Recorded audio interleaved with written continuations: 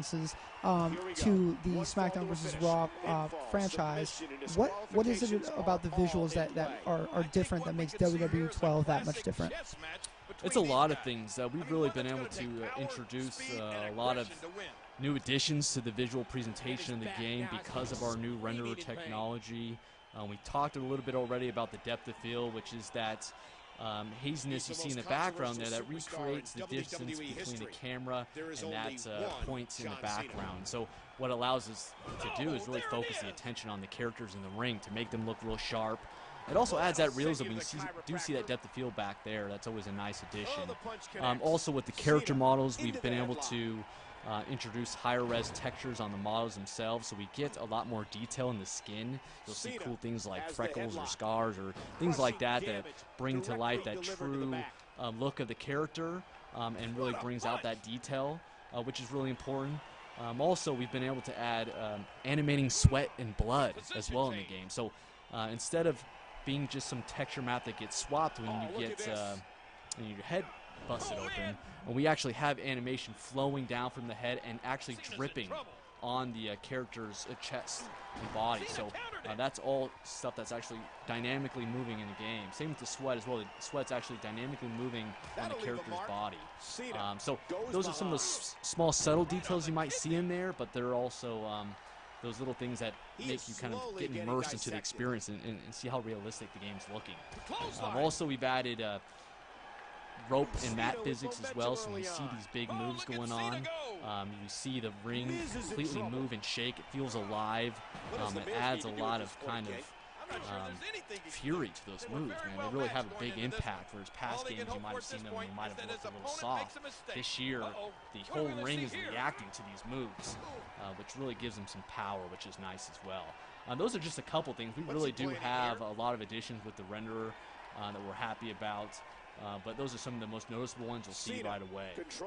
And just for the folks at home, just because WWE 12 is new and we're like issuing in the new era, we still wanted to keep that same sense of realism in the visuals as well, right? And this kind of allowed us to do that, and that was our approach all along. So yes, while WWE 12 is different, it's still the realistic visual approach is still there, right? Absolutely, yeah. We've done some really cool comparisons where we've actually taken screenshots of the game and compared them to what you see on programming, kind of a similar shot from WWE television. Boy, it's looking almost identical. It's getting really scary. We like to do that comparison just to see kind of where we're off, how we're looking good, things like that. And so that's always exciting to see how close we are to matching programming. And we still have ways to go, but we feel good about our progress so far and the potential.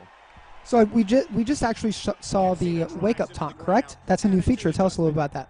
Yeah, the wake-up taunt is pretty cool. Basically, what we can do is now you can summon your opponent off the mat when you have a finisher, and you can have them kind of stumble right into your clutch to set up that big dramatic finisher moment, which is really cool. So every superstar will have a wake-up taunt ability. It's not what we traditionally call an ability in the game. Actually, we're going to give it to everyone, so there's no worry about that. I know a lot of people have been asking about that. So we definitely want to make sure everyone has that.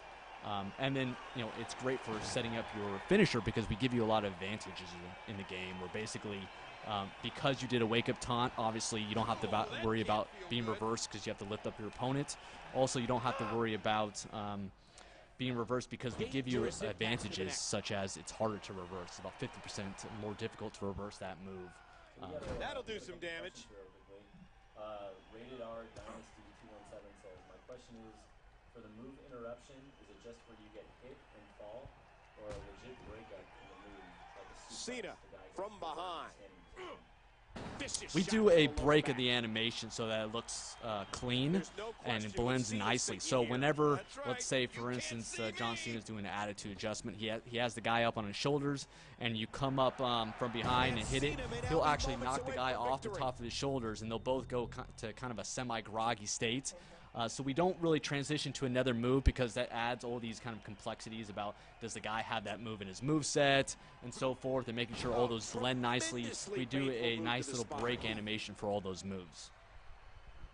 Great. Oh, his body has to be broken right now. Look at the eyes of John Cena. The expression on his face here is very clear. He's in big trouble. We try to, I believe so. We try to make sure that a lot of the moves that you are doing against a standard opponent make sense. But I think we do still have some of those moves in there. I'm not 100% sure, so I'd have to double check for that question. But I believe we still have that. This has been physical. Great.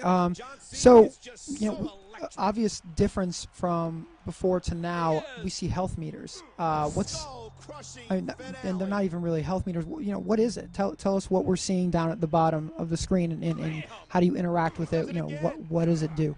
Yeah, absolutely. The HUD down there is your fill gauge for your finisher, and so we changed it from a momentum gauge, which we had in the past game, that actually grew and shrank depending on how well you did in a match. If you had moves done on you, you lost some momentum. If you did moves, you gained some. What we found was that wasn't very competitive, because if someone's on a hot streak, they can basically force you to lose the majority of your progress towards a finisher. Now you never lose the progress that you had in there, and you can continue to store it up so that you can save your finisher. Sorry, I have Miz, and he's crawling to his ropes there. He's trying to get a rope break, reach for the ropes, got it. He's still going. So I see when you go to run, the adrenaline pops up, and tell us a little about adrenaline and what the adrenaline meter indicates. Yeah, absolutely. And a couple of things I want to mention on the momentum fill gauge is that we also added the ability to store multiple finishers in there, which isn't an ability. Everyone can do it, so you can store more than one finisher. The adrenaline meter is a meter that kind of governs how long you can run for. Kind of similar to our stamina system in the past. Basically, as you're holding the run button down, your adrenaline meter will drain, and once you reach at the end there, you won't be able to run anymore. We don't do anything like make you fall down or anything that was kind of annoying in the past systems. What we do is we just force you to start walking at that point. Also, if you are being Irish whip, it won't take away from it as well. If you're Irish whip, you still will run even though your adrenaline meter is empty. So that is basically game designer Brian Williams' way saying to Greg Miller, "You can't see me," right? Yeah, absolutely. The whole purpose behind it was to reduce the spamming of run attacks and really to kind of govern that. Of course, if you don't like the adrenaline system, you can always turn it off in the options. We always give you that option.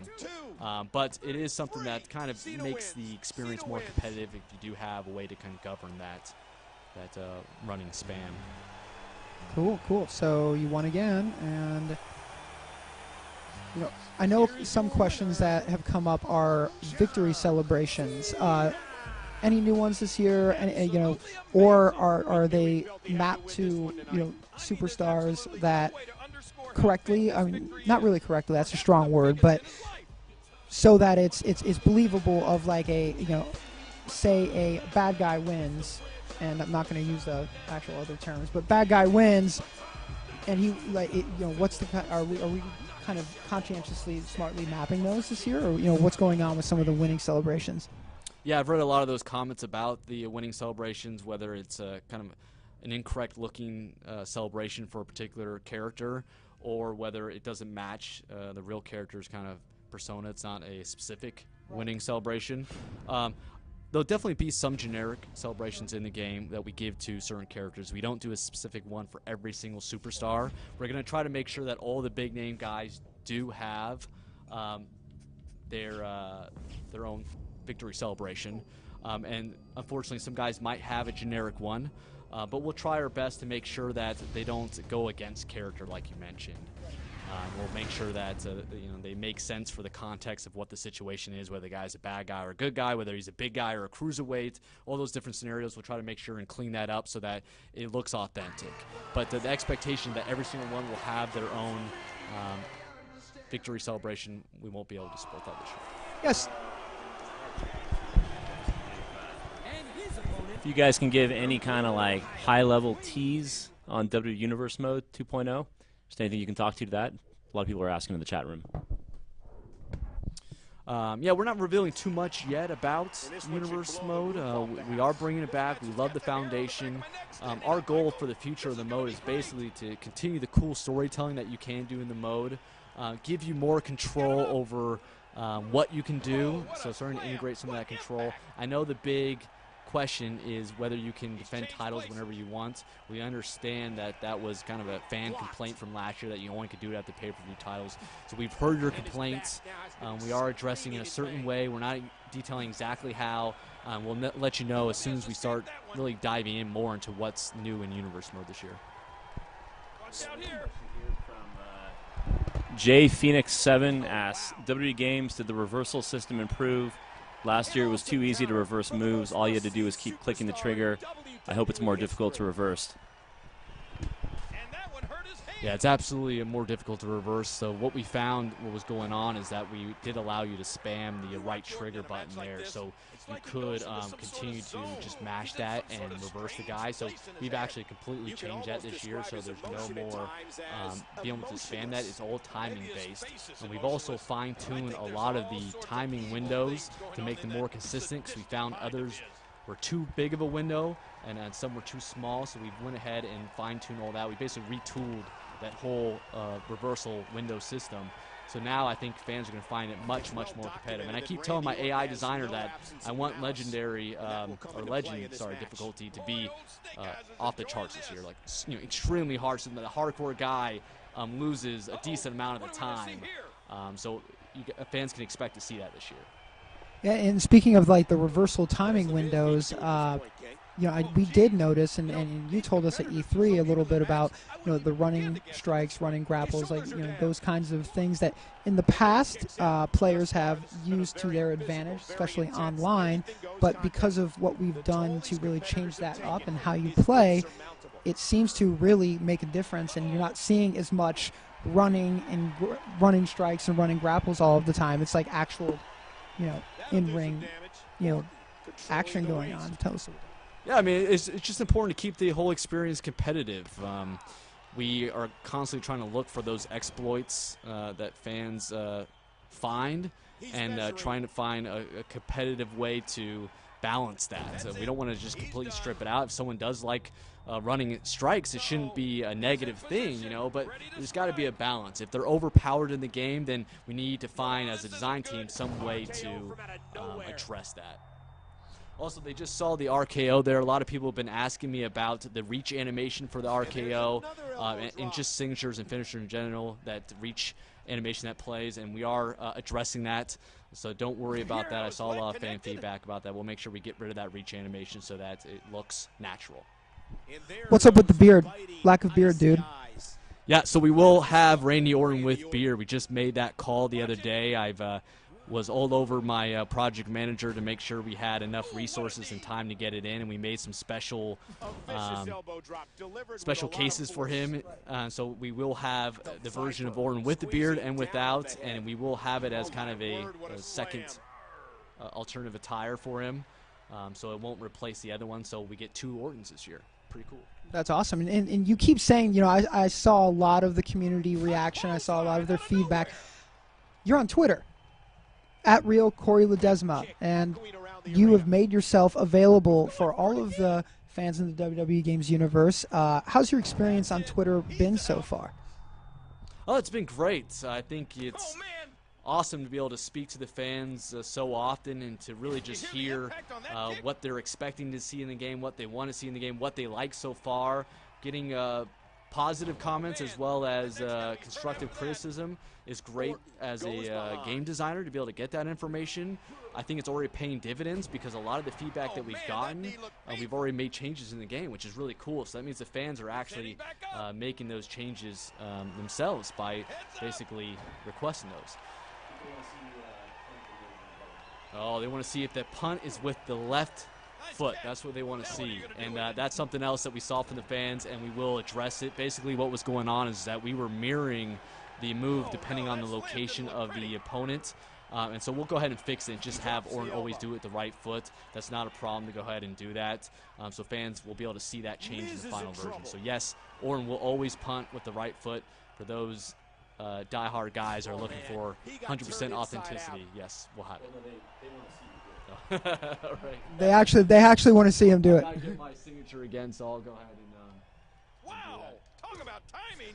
So, Corey, we actually just recently had a community summit where we invited 10 of the